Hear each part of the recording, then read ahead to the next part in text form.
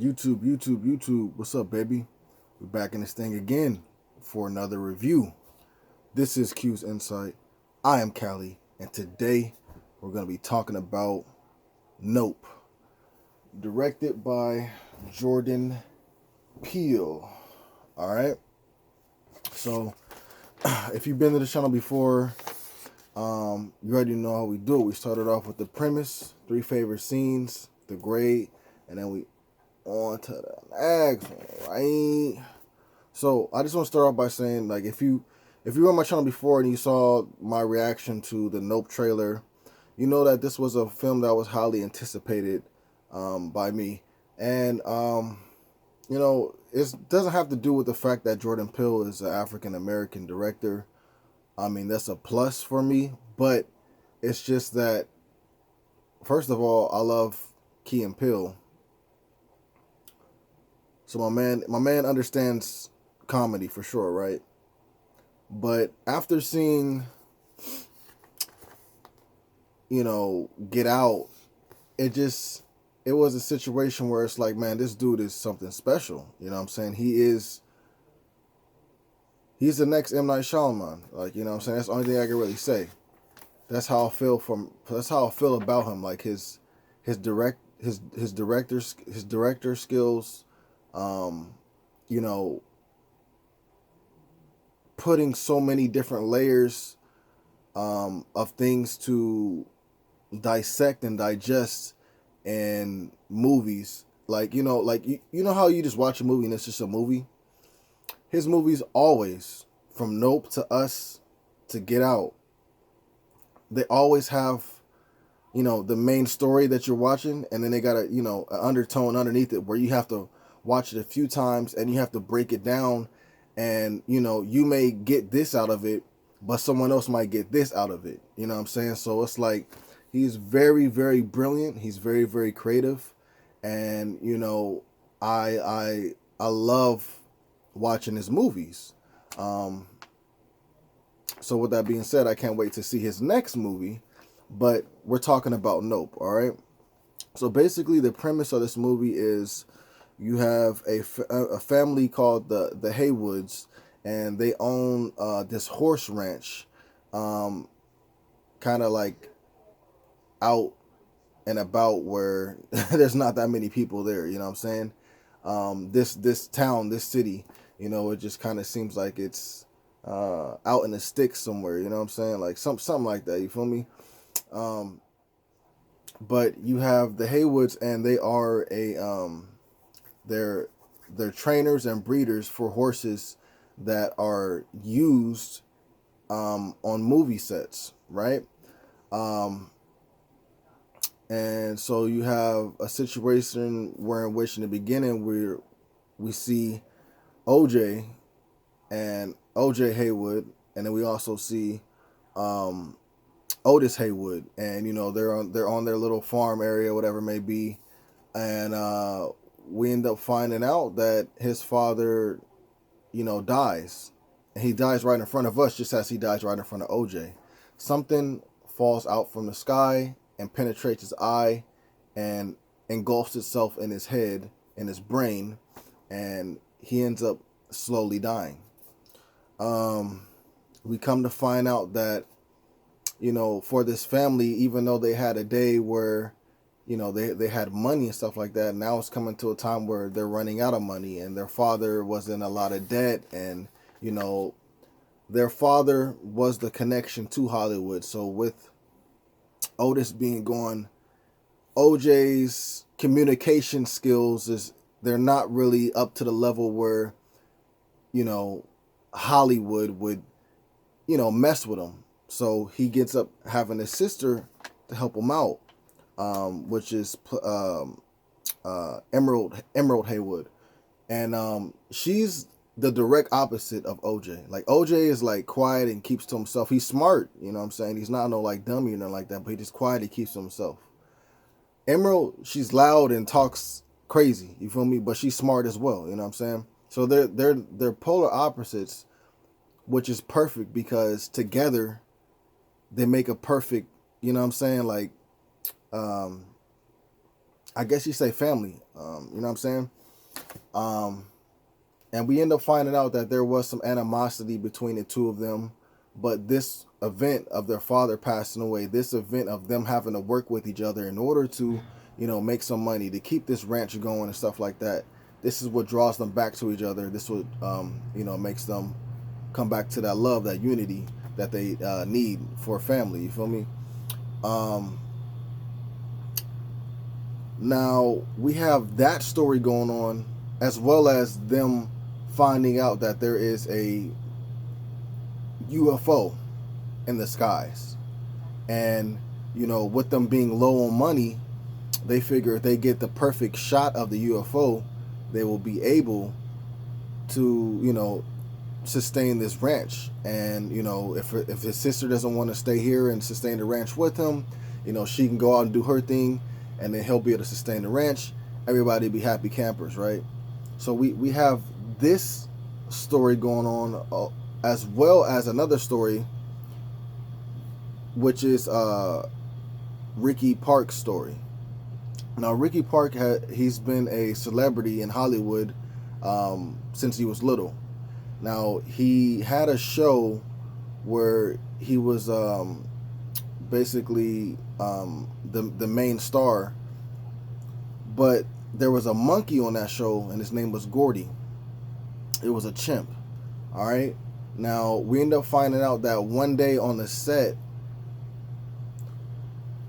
there was like a surprise for him. I can't remember if that was like part of the episode or if that was after the episode. But a whole bunch of balloons come out. Gordy sees the balloons and he's fine, but one of them ends up popping. And when it pops, it ends up throwing him off of, it makes him shifty. And he starts attacking all the cast members. He kills some of them, whatever it may be. The only person, he left 2 people alive. One of the people, it was this girl, I forgot her name, but you see her later on in the movie, and she's like, she's disfigured because of the mauling of the chimp, that what he did to her. And also, who else survived was Ricky, and no damage done to him or nothing like that. Cops get there, shoot Gordy in the head, Ricky saved, the other girl saved, right? And then his story goes along as in, he is trying to, first of all, he became even more famous off of that incident. We find that out, right? And then we end up finding out that he has this fascination with kind of per se like taming the UFO per se. And it's like, it's kind of confusing to explain, but it ties in with the story of Gordy. You know what I'm saying? How where, every day we have these animals that we work with, right? Horses, whatever it may be. But we get so comfortable to the point where we forget that these are animals and they do have animal instincts, and given that they go into that state of mode, they can really harm us. They can kill us. So it's like when he was on that show and everybody else was on that show, they got so used to Gordy just being a regular cast member and forgot the fact that this is an actual animal, one that can hurt you. And, they come soon to find out that that's what happens to them, right? So I feel like that situation, he wanted another situation like that. And by I'm talking about Ricky.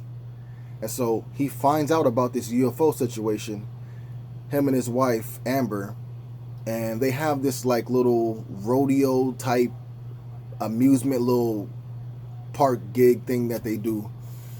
And his whole ordeal is to start showing the people of this town this entity that he discovered in the sky, which is the UFO. All right, so you got that story going on where Stephen Young is trying to use the UFO in order to get richer and bring more people in. And then you got the story of, on the other hand, Emerald and OJ trying to capture the UFO with, through video or even photographs, and so that they can save their ranch. So per se, the better person out of the two stories would be OJ and Emerald, because they're just trying to do this in order to save their ranch. On the other hand, Ricky's trying to do it just to, gain more credibility, get more famous, get more popular, you know what I'm saying? So those are the two stories that are going on within the one big story. All right? So eventually what ends up happening is, because OJ is running low on money, he's been selling some of his horses to Ricky. Ricky has been taking the horses and secretly feeding them to this entity, right? And this is how this is how Ricky learns that there's this entity out here, and he's gonna come and he's gonna get this food if I leave it out. So I'm gonna make a show about it. I'm gonna have people sitting around the horse when it happens, and therefore I'll get more famous. So that's how that comes about. Now, Emerald and Ricky, like I said, they need money to save their ranch. So what they do is they go to Fry's Electronics. They find this guy named Angel Torres, and they buy a whole bunch of cameras from him. And they set it up around their ranch, so that way when the UFO comes, they can have pictures, or they can have a video of it, right? Now, we end up coming to find out that when the UFO is in your vicinity, things that use electricity die. And it don't matter if it's like, cameras or whatever, phones, everything ends up dying that has electricity in it, right? Until it passes away, then, or until it passes the area, then the electricity starts working again and everything starts working again. But so with this being the case, it makes it hard for Emerald and OJ to get footage of this craft, because every time it comes to the vicinity, the electricity stops working, or things that are electrical stop working. They become useless. So after a while, with them trying to find out things and the guy Angel Torres ends up helping them out. Also, they try to hire a guy named Antlers Holst, and he's a famous cameraman, right? Now, at first, when Emerald and OJ had called Antlers Holst, that's a dumb name, he didn't want to help them out. But what ends up happening is, when Ricky does that event where he's trying to show the people the horse getting taken away by this UFO craft, the UFO does more than just take the horse away. He takes everybody in that crowd away. All right? And then it comes on the news, and then Antlers hears about this, and because he puts two and two together, like, oh, this must have been what the Haywoods were talking about, trying to get captured on a video or a picture. So let me go help him out, because I can get famous off this too. I can get my perfect shot that I've never gotten, because, like I said, he's a cameraman. So now you got OJ, Emerald, Angel, and Antlers all trying to get this proof that this UFO craft is around this vicinity, and it it does what it does, right? And eventually they are able to get the footage. Some people do pass away. The way that they do get the footage is not exactly the way that they thought they would get the footage. And by the end of it, like I said, you have loss. You have the realization of, well, maybe we should have just ran away in the beginning and not tried to, come up from this. Whether it was to save a ranch or whether it was to showboat the people that you got this connection with this entity and you want to show them this connection and you want to be more popular and you want to, what I'm saying? Sometimes it's just better to leave situations, especially when they're dangerous.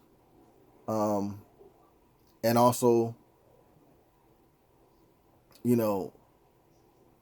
we're always at the will of whatever type of animal per se we're working with, because even though you get used to it and you see it as a friend and everything like that, at the end of the day, these are still animals. At the end of the day, they're very dangerous. At the end of the day, they can hurt you or kill you. You know what I'm saying? So there was a lot of messages as far as, animal treatment, Hollywood just in general,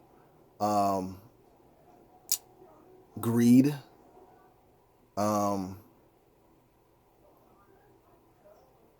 and,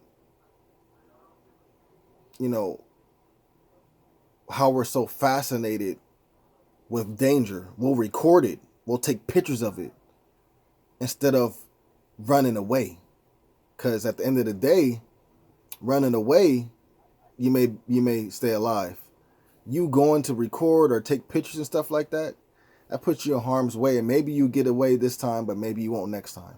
Or maybe you don't get away the first time at all and you just end up dying because you're trying to, capture this fascinating scenario, right? But that's basically it, man, for the story. Sorry if that was confusing.